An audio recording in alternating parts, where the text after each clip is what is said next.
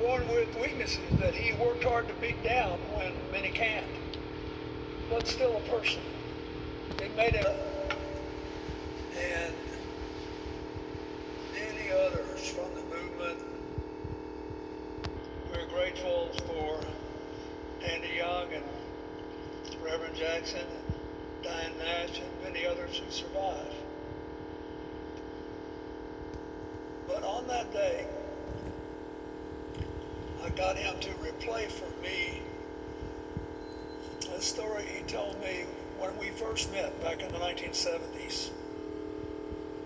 And I said, you know, I was just an aspiring whatever Southern politician and had been elected governor, and he was already a legend.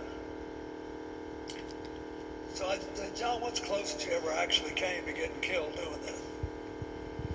And he said, well, once we were at a demonstration and pushed him a little bit. A couple of seconds later, I couldn't believe I was still alive. I think it's important to remember that.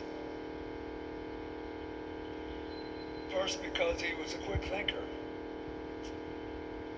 And secondly, because he was here on a mission that was bigger than personal ambition. Things like that sometimes just happen, but usually they don't.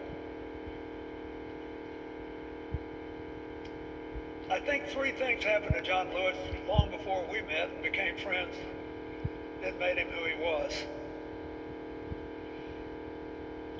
First, the famous story of John at 4 with his cousins and siblings holding his aunt's hand, more than a dozen of them, running around in a little old wooden house as the wind threatened to blow the house off its moorings, going to the place where the house was rising and all those tiny bodies trying to weigh it down.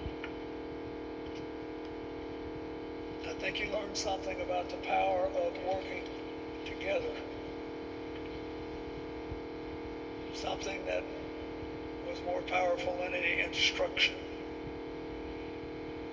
Second, nearly 20 years later, when he was 23, the youngest speaker and the last speaker at the March on Washington,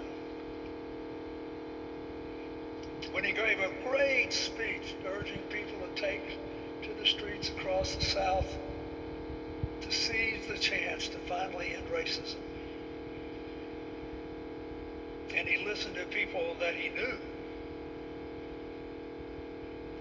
had the same goal, say, well, we have to be careful how we say this because we're trying to get converts, not more adversaries. Just 3 years later, he lost the leadership of SNCC to Stokely Carmichael because he said, you know, it was a pretty good job for a guy that young and come from Troy, Alabama.